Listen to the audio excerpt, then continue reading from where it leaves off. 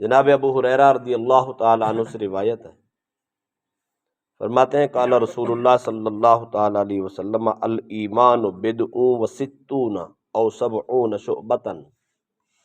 رسول اکرم صلی اللہ علیہ وسلم نے فرمایا ایمان کے 60 یا 70 سے بھی زیادہ شعبے ہیں۔ 60 اور 70 کا لفظ جو ہے اہل عرب مبالغتاً بولتے ہیں، یعنی جہاں کسی چیز کی کثرت کو بیان کرنا ہو، زیادتی کو بیان کرنا ہو تو وہاں 60-70 کا لفظ بولتے ہیں۔ تو رسول اکرم صلی اللہ علیہ وسلم نے عرب کے طریق پر 60 اور 70 کا جملہ بول کے اشارہ کیا کہ ایمان کے بہت زیادہ شعبے اور درجے اور حصے ہیں، حتیٰ کہ بعض نے سینکڑوں لکھے، ان میں کچھ حقوق اللہ میں شامل ہیں، کچھ حقوق العباد میں شامل ہیں، اور ان سارے درجات میں سے نبی اکرم صلی اللہ علیہ وسلم فرماتے ادناہا اماطۃ الاذی عن الطریق، سب سے چھوٹا شعبہ، چھوٹی علامت ایمان کی، راستے پہ پڑی ہوئی تکلیف دہ چیز کو ہٹانا ہے۔ وَأَرْفَعُهَا قَوْلُ لَا إِلَٰهَ إِلَّا اللَّهُ، اور سب سے اعلیٰ درجہ ایمان کا کلمہ طیبہ، اللہ کی وحدانیت اور اس کی توحید کا اقرار کرنا۔ تو انسان جب کلمہ پڑھتا ہے تو ایمان کا اعلیٰ درجہ حاصل کر لیتا ہے، ایک دم انسان اتنے بڑے عروج پہ پہنچ جاتا ہے۔ مثلاً ایک آدمی کافر ہو، غیر مسلم ہو، توبہ کر کے مسلمان ہو جاتا ہے، وہ زندگی بھر کا کفر اور اس کا شرک اور اس کی غلاظت اور اس کی ناپاکی انسان کی صاف ہو جاتی ہے۔ انسان ایک ہی دم میں، ایک ہی لمحے میں ایمان کے اس اونچے درجے کو جا پہنچتا ہے۔ اب اس کا نور اس کو حاصل کرنا اور اس کی تکمیل کرنا اور اس کے درجات کو رنگ و روپ میں لے آنا اور پھر اس کی حفاظت کرنا، یہ پھر باقی درجات کی تکمیل سے ہوتا ہے۔ بلکہ اگر انسان کو صرف کلمہ ہی نصیب ہو اور باقی کاموں کا اس کو وقت ہی نہ ملے تو ایک کلمہ اتنا بڑا اونچا درجہ ایمان کا یہ جنت کا مستحق کر دیتا ہے۔ رسول اکرم صلی اللہ علیہ وسلم کے ساتھ ایک صاحب جنگ میں شریک تھے، وہ کافر کی طرف سے شریک تھے اور ادھر سے رسول اکرم صلی اللہ علیہ وسلم کا قافلہ تھا۔ سواریاں آپنے سامنے ہوئیں اور آپس میں ٹکراؤ ہوا تو دشمن نے اپنے گھوڑے کو سائڈ پہ لایا اور کہنے لگا اے محمد صلی اللہ علیہ وسلم، اگر میں کلمہ پڑھ لوں تو میرے لیے کیا حکم ہے؟ سرکار نے فرمایا اگر تو کلمہ پڑھ لے تو تیرے لیے جنت ہے۔ اب میدان جنگ ہے، ایک سائڈ پہ مسلمان ہے، کاروان رسول ہے، اور ایک سائڈ پہ دشمنان رسول ہے۔ وہ دشمنوں کے حصے میں تھا، ابھی پوچھ رہا ہے اگر میں کلمہ پڑھ لوں، اس سائڈ کو چھوڑ دوں، ادھر آ جاؤں تو کیا حکم ہے؟ فرمایا تو کلمہ پڑھ لے، میرا رب راضی ہو جائے گا۔ اس نے گھوڑے کی پیٹھ پہ بیٹھے کلمہ پڑھا، مسلمان ہو گیا۔ بس چند لمحوں کے بعد جب اس نے رخ بدلا، مسلمانوں کی سائڈ پہ آیا تو ادھر سے دشمن کا وار ہوا، شہید ہو گیا۔ ابھی غسل نہیں کیا، نماز نہیں پڑھی، پتہ ہی نہیں ہے، کچھ احکام شریعت کو نہیں اپنایا، صرف کلمہ پڑھا، وحدہ لا شریک کو مانا، محمد عربی کی غلامی میں آیا، آتے ہی شہید ہو گیا۔ سرکار نے فرمایا یہ سیدھا جنت میں گئے۔ کلمہ اتنا بڑا ایمان کا شعبہ ہے، اتنا اونچا بڑا درجہ ہے۔ یہ کلمہ طیبہ کو کلمہ طیبہ اس لیے کہتے ہیں، یہ پاک کرنے والا کلمہ ہے، یہ کفر کی، شرک کی غلاظت کو ایک لمحے میں پاک کر کے رکھ دیتا ہے۔ اتنا بڑا اعلیٰ درجہ ہے تو اس کی حفاظت بھی تو اسی اہتمام سے کرنی ہے۔ رہ گیا اس کا ادنا سا درجہ، وہ راستے سے تکلیف دہ چیز کو ہٹانا ہے، روڑا ہے، پتھر ہے، اینٹ ہے یا کانٹا پڑا ہے، کوئی ایسی چیز پڑی ہے، آپ راستے پہ جا رہے ہیں، دیکھتے ہیں اگر یہ کسی کا نقصان نہ ہو جائے۔ بعض اوقات شیشے ٹوٹے پڑے ہوتے ہیں، روڈ پہ پڑے ہوتے ہیں، راستے پہ پڑے ہوتے ہیں، رک کے اس کو ہٹا دینا چاہیے. کیوں؟ اس لیے کہ وہ عموماً ایسا ہوتا ہے روڈ پہ پڑا ہوا شیشہ، ٹوٹے ہوئے اس کے ٹکڑے آنے والی گاڑی کو پنچر کر دیتے ہیں.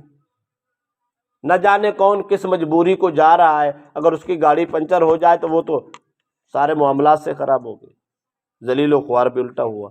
اگر 1 منٹ کے لیے ایک آدمی رک جائے، رک کے اس سارے کچرے کو ایک سائڈ پہ ہٹا دے اور کئی لوگوں کو نقصان سے بچا لے تو رب اتنا راضی ہوتا ہے، اتنا راضی ہوتا ہے. اللہ فرماتا ہے میرا بندہ تو نے میرے بندوں کو نقصان نے بچایا، میں رب تجھے نقصان سے بچا دے.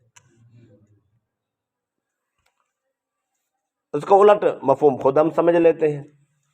راستے سے کوڑا کرکٹ ہٹانا، تکلیف دہ چیز ہٹانا، روڑے ہٹانا، یہ تو ایمان ہے. تو روڑے اٹکانا یہ بے ایمانی ہے.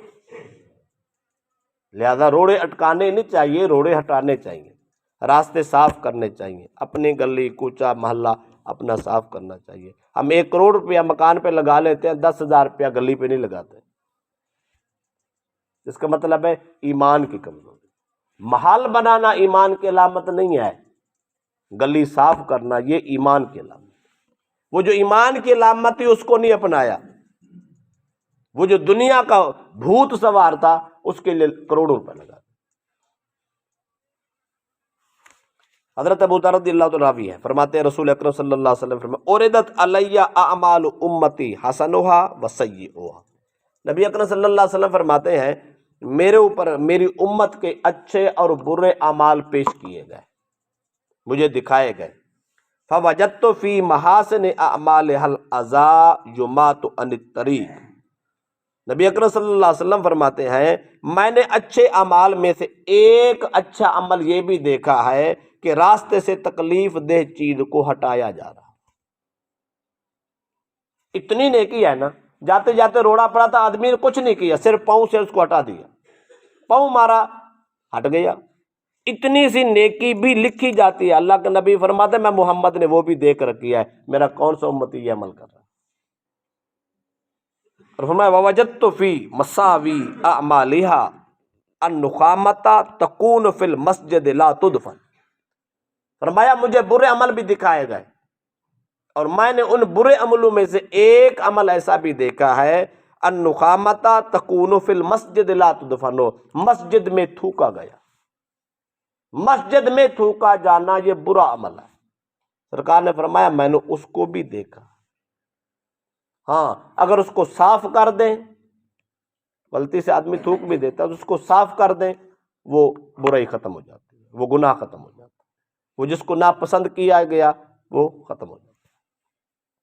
ایسی کام کرنا، ایسا تھوکنا جس سے مسجد کا ماحول خراب ہو، شریعت میں اس کو برا عمل کہا گیا. سرکار فرماتے ہیں مجھے امت کے سارے عمل دکھائے گئے، اچھے بھی دکھائے گئے، برے بھی دکھائے گئے. حتیٰ کہ اتنا چھوٹا عمل جاتا جاتا آدمی روڑا ہٹا دیا، یہ نیکی بھی دکھائی گئی. یا مسجد میں آنے والے نے تھوک دیا، اتنا چھوٹا سا برا عمل بھی مجھے دکھا دیا گیا. میں محمد وہ بھی جانتا ہوں، میں محمد یہ بھی جانتا ہوں. تو اس کا مطلب ہے چھوٹی نیکی سمجھ کے چھوڑنی نہیں چاہیے، چھوٹا گناہ سمجھ کے کرنا نہیں چاہیے. اس لیے کہ فَمَن يَعْمَلْ مِثْقَالَ ذَرَّةٍ خَيْرًا يَرَهُ وَمَن يَعْمَلْ مِثْقَالَ ذَرَّةٍ شَرًّا يَرَهُ.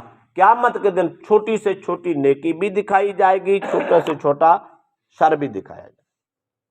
دکھانے کا یہ مطلب نہیں صرف دکھایا ہی جائے گا اللہ تو نے یہ اچھا کیا یا برا کیا، نہیں. اس کا مطلب علماء نے لکھا ہے ممکن ہے خدا کی چھوٹی سی نیکی پہ معاف کر دے، ممکن ہے چھوٹے سے گناہ پہ پکڑ لے تو مارے گئے. وہ ایک بڑھیا کا واقعہ میں نے آپ کو کئی بار سنایا ہوگا. یہ عادت ہوتی ہے جب کڑک پک جاتی ہے، گندم پکی ہوتی ہے نا، تو دل کرتا ہے وہ سٹا اس کا لے کر ہاتھ پہ صاف کر کے دانے کھانے کو جی کرتا ہے. تو ایک بڑھیا تھی، اس نے جاتے جاتے فصل پکی تھی، اس نے کسی کے فصل سے ایک سٹا لیا اور اس کو ہاتھ پہ بنا کے جب منہ میں ڈالنے لگی تو اس کو خیال آیا وہ میں نے تو کسی کے فصل سے ہی لیا، اس کا تو حساب دینا پڑے گا. اس نے وہ دانے اپنے دوپٹے کے کونے میں باندھ کے گھر لے آئی. اپنے بچوں کو کہتے بیٹا یہ میرے سے غلطی ہو گئی ہے، یہ میرے مرنے کے بعد نا یہ گندم کے دانے جو ہے میرے کفن میں باندھ کے رکھ دے. اگر میرے رب نے میرے سے حساب لیا اور میرے سے پوچھا گیا تو میں پیش کر دوں گی، یا اللہ غلطی ہو گئی تھی، میں ساتھ لائی ہوں۔ بچوں نے اس کی وصیت پہ عمل کیا، کچھ عرصے کے بعد وہ فوت ہو گئی، انہوں نے کفن میں باندھ کے بھیج دیا۔ اب جب قبر کے معاملات شروع ہوئے تو قبر کے معاملات کے بعد اللہ کی بارگاہ کی جب پیشی ہوئی تو سوال ہو گیا، اس نے دانے پیش کر دیے۔ اب یہ سارا احوال اس نے اپنے اہل خانہ کو حالت خواب میں بتایا۔ اہل خانہ نے پوچھا کہ بتاؤ ماں جی کیا مسئلہ ہوا، کیا معاملات ہوئے؟ اس نے کہا باقی سب ٹھیک ہوا، انہیں میرے سے سوال کیا تو میں نے گندم کے دانے پیش کر دیے، انہوں نے کہا یہ لو یہ تو عمل تیرا ٹھیک ہو گیا، بسا اس کے اوپر جو چھلکے تھے، وہ جو بھوسا تھا وہ کدھر ہے؟ باقی سارے عملوں میں چھوٹ گئی، اس ایک قطرے میں پکڑی گئی، بس اسی میں مبتلا عذاب۔ پکڑنے پہ آئے تو وہ ذرات پہ پکڑ لیتا، چھوڑنے پہ آئے تو بڑے بڑے جرم بھی معاف کرتا۔ تو اس لیے چھوٹی نیکی سمجھ کے چھوڑنی نہیں چاہیے، چھوٹا گناہ سمجھ کے کرنا نہیں چاہیے، نہ جانے وہ کس پہ ناراض ہو جائے اور نہ جانے کس پہ وہ راضی ہو جائے۔ آخری بات صحیح بخاری کی حدیث ہے، وہ ایک طائفہ بد عمل بد چلن خاتون جا رہی تھی، اس نے راستے میں دیکھا ایک کتا ہے، پیاس سے مر رہا ہے، زبان نکلی ہے اور زمین کو چاٹ رہا ہے۔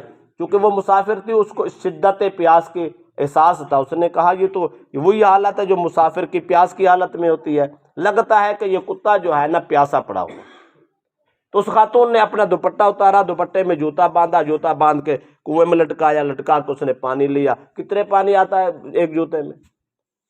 تھوڑا سے 1 2 4 گھونٹ ہو گئے، اس نے اس سے 2 4 بار نکالا، کتے کے منہ میں ڈالا، کتا کی پیاس پوری ہو گئی، اللہ کی مخلوق خوش ہو گئی، رب کو اتنی اس پہ کرم ہوا اور رب اتنا راضی ہوا، اس نے کہا میری مخلوق سے اتنا ہمدردی، جا جتنی تو بد چلانا ہے اور طائفہ ہے اور بری ہے، میں نے تیرے سارے گناہ معاف کر دیے۔ وقت کے پیغمبر پہ وہی آتی ہے، اس خاتون کو جا کے بتا دو میں رب تجھ پہ راضی ہو گیا، تجھے معاف کر دیا۔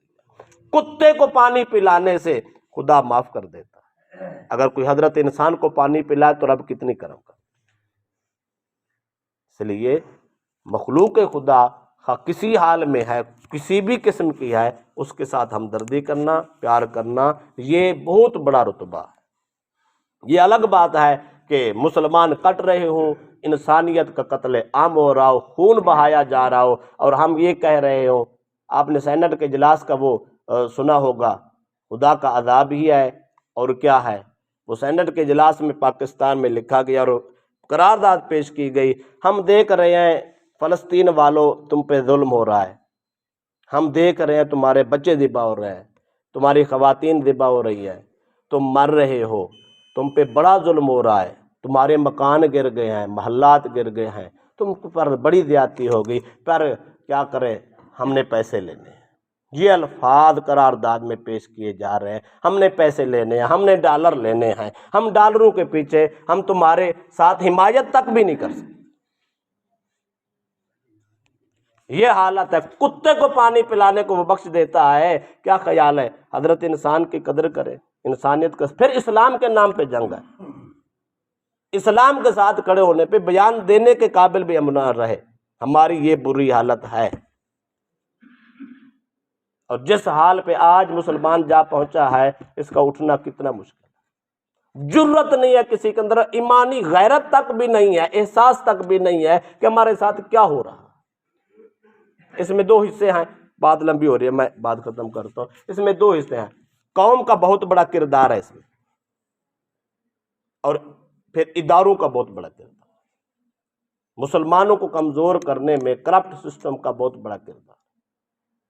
ہم نے اپنے ووٹ کی قدر نہیں کی اور ہم نے صحیح حق ادا نہیں کیا، اور ہم نے اپنے امانت کی حفاظت نہیں کی، جس کے نتیجے میں کرپٹ اور ظالم اور جابر لوگ حکمران ہیں، اور انہوں نے لوٹ لوٹ کے سب کچھ خراب کر دیا، بیڑا غرق کر دیا، اور آج وہی سرپرست ہیں، اور ان کو آج بھی پیٹ کی پڑی ہوئی ہے۔ سینٹ جیسے اجلاس میں وہ کہہ رہے ہیں ہمیں اپنے پیٹ کی پڑی ہے، تمہاری جان سے کوئی غرض نہیں ہے، تمہارے ایمان سے کوئی غرض نہیں، تمہاری نسل سے کوئی غرض نہیں ہے، ہمیں اسلام سے کوئی غرض نہیں ہے، ہماری پیٹ پہ پڑی ہے، ہم نے ڈالر لینے ہیں، ڈالر نہ ملے تو ہمارا کیا ہوگا؟ تو نہیں لوٹنا تھا، لوٹ لوٹ کے وہ بیڑا غرق کیا.